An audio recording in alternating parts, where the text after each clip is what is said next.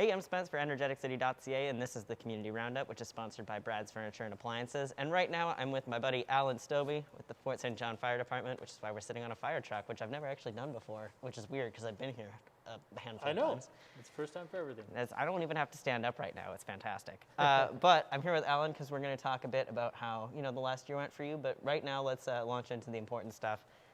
Safety initiatives. What have you got on the go? So I would like to talk a little bit about your home fire safety. Okay. And a little bit beyond the fire part as well too. We're trying to branch out and be a holistic safety approach, if you would, as a department, because there's a whole lot of safety issues out there besides fire. So we want to start addressing some of those things as well. Like carbon monoxide, maybe? Yeah. I think we did that in our last chit chat where we talked about our CEO alarms. We did. One thing I saw recently that you might want to touch on is vents. If your vents are blocked, can you tell me what I should do and why I should make sure that my vents are blocked? Yeah, absolutely. Gas-fired appliances, like your furnace, your gas fireplace per se, they need the ventilation in order to expel the gases. Okay. And if that's blocked by condensation buildup on ice, then you're going to have some issues, which is why you have CEO alarms in your home. It's why you do your perimeter checks, make sure there's nothing building up on those vents. And I check my batteries, I think. Yeah. Okay. Yeah. How do you test it? You push the button. So super complicated, so you know what the sound of the battery low is compared to what the alarm sound is. Spot because on. they're different. Yeah. One thing that I was confused because I did see the post that you guys posted on Facebook was gas meters. Can you tell me why I have to make sure that there's no snow on those? You don't want any ice or pressure building up on those devices. Okay. Especially overhead. You want to watch out for those because if you have something fall down, it could crack your line. You don't want that. That would be bad. Then you'd have to get It'd be bad. some folks out. Now, I don't have a fireplace. I would love one. Can you tell me why I need to keep the chimneys clean? What happens if I don't clean them? Yeah, for sure. Yeah, we touched a little bit on the gas ones, but if you got a wood one, a wood-fueled a wood-fueled fireplace is really awesome. But over time, the creosote will not completely get burnt, and it will stick to the sides of your chimney. Right. Those can build up, and so then that also restricts your airflow. Right. And that becomes a fuel in itself. Right. And it can catch fire. How often would you say that I need to clean my chimney then? My hypothetical one? Your hypothetical chimney? Yes. I would go once a year. Okay. Yeah. Yeah. Keep it nice and clean. You won't have any issues. Right. Run generators outside. And yes. Minus 30, I'm sure some of us were well beyond having those minus 30s. But if you do need to run a generator for whatever reason, run it outside. I know there's been some instances where people were bringing them into the garage or just didn't understand the hazards associated with that. Yes. I believe Prince George had a death recently because a construction worker, you're trying to warm up the place, you're hoarding it in, and so it's a big hazard because of CO. Yes. The exhaust. Fair enough. So one more fire safety question. I need to get a fire extinguisher because I've just moved into a new house. What kind of fire extinguisher should I have for household reasons? Yeah. What I would suggest as a recommendation, what I have in my personal home is a 10-pound. So you could go 5, you could go 10, something like that. Generic ABC type. You see them everywhere. They're about this big. They're red. Yep. That's going to cover most of your fire needs. Okay. Yeah. Sweet. Yeah. Now, you also have something coming up here pretty quick in February. Can you tell me a little bit about Burn Awareness Week? Burn Week would be worse. Yes. Burn Week's not good. Yeah, there's a reason why it's called Burn Awareness Week. Yeah. We're trying to avoid burns. Yep. And BC Burn Fund, which is a large organization in our province that raises funds for the treatment of burns. And they do such an excellent job. Part of their campaign is an awareness week, and that's the first week of February. So it's coming up, and I just wanted to touch a little bit on that. Yeah, just to raise awareness for the burns. Yes. It is, if I remember, 2022. See Seems if to I've got it be in my notes. Kitchen. So kitchen Don't fires. get burnt in the kitchen.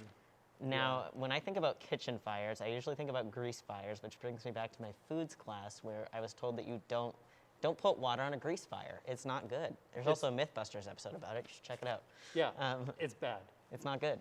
Yeah, it makes the fire worse. Yes, it does. It almost explodes. It's like throwing gas on a fire, really. Yeah. What should I throw on there instead?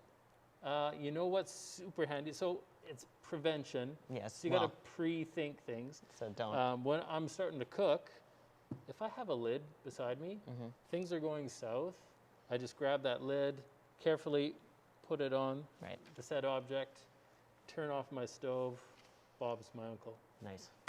Right? You know, ideally, that's what happens. If it's not safe to do that, you got an extinguisher, fire extinguisher. I mean, I will after this you weekend. will, right? Yeah. Yeah.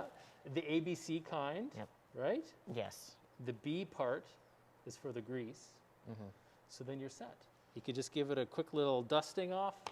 The dry chem should help smother the fire. Perfect. It should be good. Wicked. Okay. I always thought that the ABC was always be careful. But no, there's different, I guess there's different grades. I like that though, always be careful. It's yours, my friend. Sure. So anything else? Should I be wearing baggy clothing while I'm cooking? No. Baggy, no. That really throws a wrench in my weekend plans. Yeah, so, yeah. Like if I've got a baggy house coat and I'm reaching over something, there's a good chance. Frying up my bacon in the morning. Yeah, it could not catch. good. Yeah, it would be bad. Now, you know, burn, we always think about fire, grease fire. What about hot water? Exactly. Burns don't necessarily have to come from fire. There's so many other different ways to get burns: electrical, friction, chemical. But this case, you're talking about water or steam, which is in the kitchen. There's so many, let's say, unfortunate incidences where there's like a child. Oh, yeah. Right? They just want to be big adults, just like you, me. They see you grabbing that hot cup of coffee or tea or water. Yep. They think they can do it too, right? So they don't understand. So if you clear off that edge, make sure nothing is close to their hands, nothing's in their area for them to grab. Yep. Pots, pans, the handles, you got to tuck them away. They'll just grab it, and whatever they pull down, that's going to land on top of them. And there's so many kids that have had preventable burns just like that. So that's part of what we're trying to eliminate. Absolutely. Unfortunately, you can't always avoid burns. So if I do get burned, what's the best way to kind of treat that? And you know, if it is one that I can treat at home. Yeah, totally. A major burn, which is kind of anything over like 3 inches in diameter, or severe into the skin tissue, go seek medical attention. It for will sure. get infected, absolutely. Yeah, and they've got special treatment that they can do that you wouldn't have at home. But for a minor burn, you want to cool it down. Okay. Yeah. So ice or? No, don't want to use ice, but cool water. So if you can submerge it or just leave it under a running tap, cool it down. Yep. It helps for the inflammation and it helps feel better. Yes. Once you've done that, place clean, loose, non-adherent bandages or dressings over top.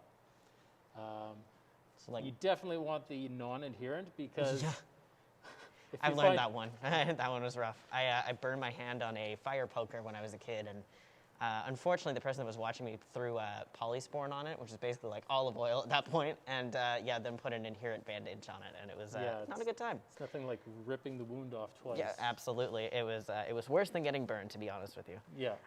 You know, if I wanted to kind of get more information, are there some like resources that I can check out online, maybe that are kid friendly?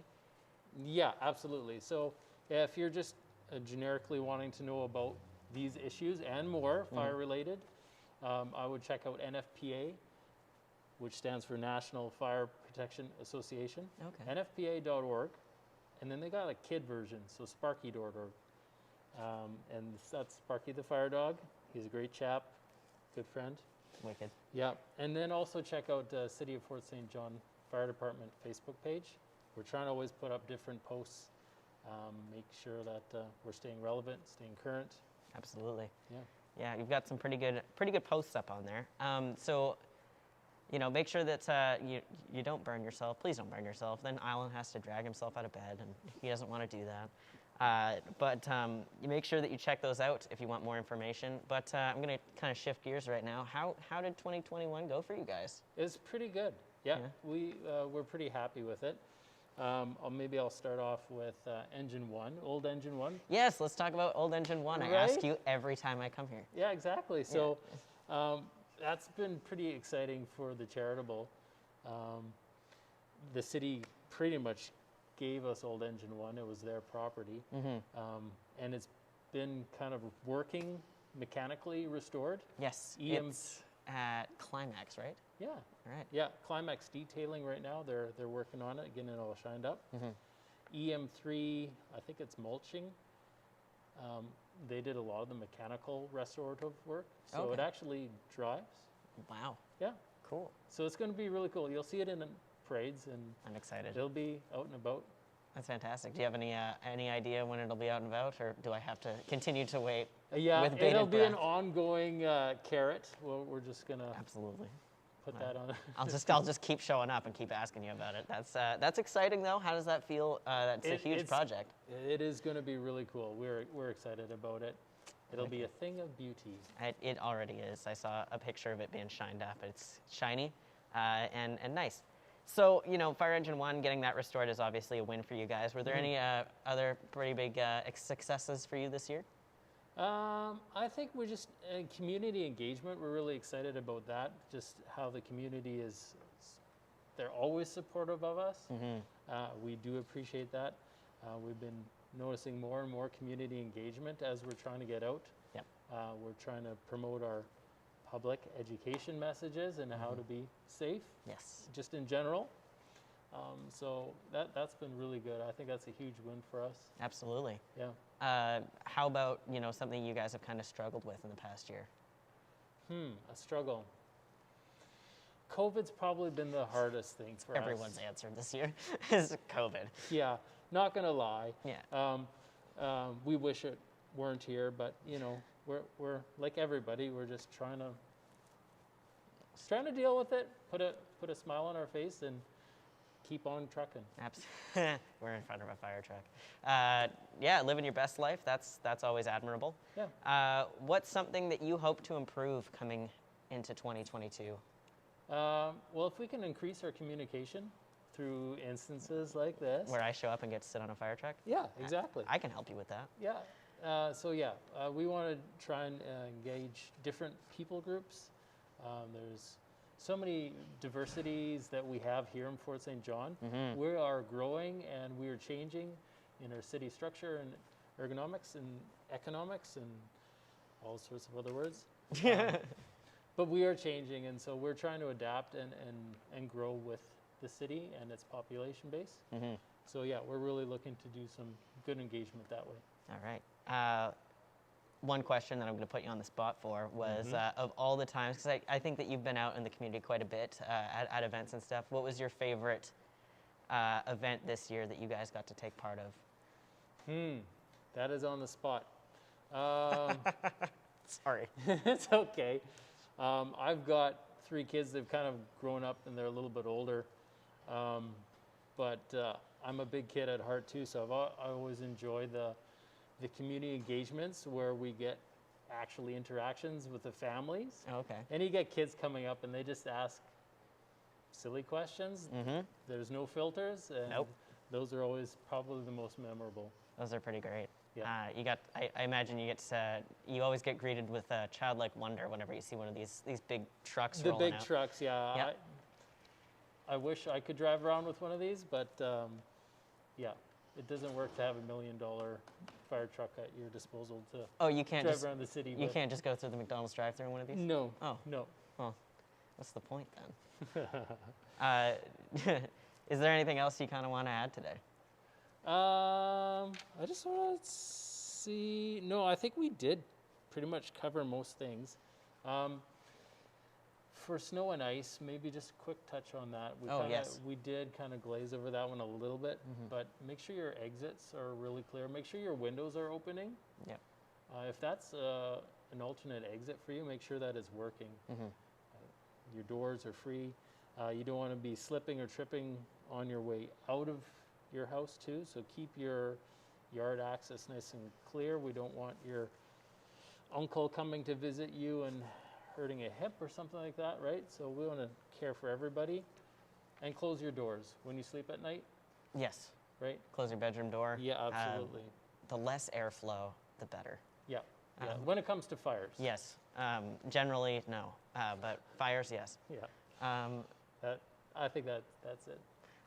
Out of the top of your head, what would you say is the type of fire that you got called out to the most this year?